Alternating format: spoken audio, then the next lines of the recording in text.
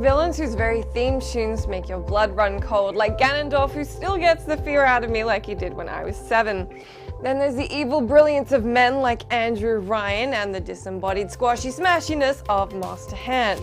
But what about those gaming villains who are just downright batshit crazy? Let's take the first glimpse we got of Far Cry 4's evil SOB at E3, for instance. The game's latest trailer unveiled the mad tyrant Pagan Min, who's a mix of deadly, charming, and completely and utterly unhinged. The dude has appointed himself king of the land, has a temper shorter than the memory of a goldfish, and he's fond of magenta suits. If that's not a true madman, I don't know what is. While we'll have to wait until November to see Pagan Min's madness, here are 5 of my favorite delightfully insane villains from gaming.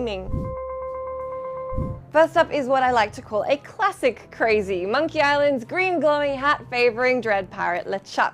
LeChuck is your classic antagonist, intelligent and incredibly ruthless, although he does also come with Bowser levels of obsession and unrequited love. He spends an awful lot of time kidnapping and trying to make a go of it with Elaine, love interest of the series' protagonist Guybrush Threepwood. LeChuck typically finds himself on the losing end by the conclusion of Monkey Island games, but he does have a tendency to pop back up again as a ghost, zombie, demon, or what have you. The guy has a serious weakness for voodoo, and although his brazen attitude and unbridled bad guy confidence usually lands him with a sword through his chest, he's definitely one of the craziest and coolest villains in gaming.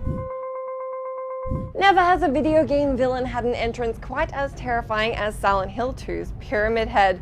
Where you could call LeChuck lovable crazy, this creature with a steel prism encasing his face is more like murderous, downright insane, holy shit stay away from me crazy. The first time he appears is behind a gate, where he makes no attempts to attack the protagonist, James Sunderland. The second is summed up into an encounter where James sees Pyramid Head potentially having sex with, but definitely also killing, 2 mannequin creatures. Pyramid Head exemplifies terror, madness, and the ultimate villain in this survival horror game and the wider genre. He kills without remorse and is extremely tough. Pyramid Head is thought to be a manifestation of James's psyche, representing a judge and executioner, while making James face his guilt. And you know he's completely barbaric and savage, so there's your number 4. Getting off the horror train to Horrorville, here's a slightly more charismatic villain who also happens to be on the wrong side of crazy. Let's talk Handsome Jack. The main antagonist of Borderlands 2 is a self-appointed dictator, as they all tend to be, and is a little quick to brutally murder anybody who says anything he doesn't like. He's also quite the manipulator, having effectively gained control over Pandora using any resource at his disposal, including his own daughter. On top of that, he's a big fan of the Wicked Witch of the West crystal ball style surveillance of the Vault Hunters, where he uses the Echo Net to throw down taunts and threats to them wherever he sees fit. And he does see fit. Like, a lot of the time.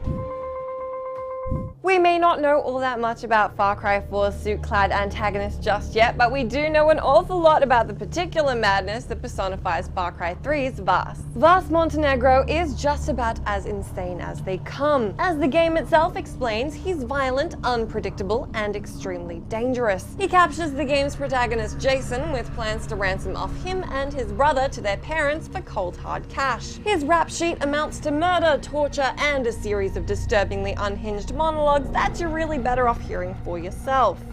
I don't like the way you are looking at me, okay? You have a fucking problem in your head. Do you think I'm bullshitting you? Do you think I'm lying? Fuck you!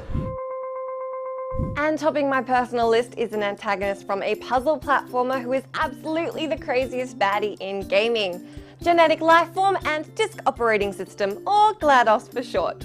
GLaDOS is an AI who was once built to lead testers through the different chambers in Portal. That didn't pan out so well, given she opted to kill off all the scientists in the Aperture Science facility with a neurotoxin, and then set out to lead Shell, Portal's protagonist, to her death. She's a vicious and manipulatively clever villain, generally very capable of anticipating Shell's actions. She's also kind of a bitch with a cruel sense of humor, as she often passively aggressively insults Shell about being fat or useless with very funny and sadistic one-liners. For me, GLaDOS is the perfect insane villain in gaming, and although she meets her, albeit temporary, end in Portal 1, at least she gets to sing about it. So unfortunately, I only have the time and space to give you 5 of my favorite picks, but be sure to let me know who tops your list and if you agree or disagree with mine. Last week I told you guys about some Xbox One games that I reckon were worth picking up the console for after I did an episode about the PS4.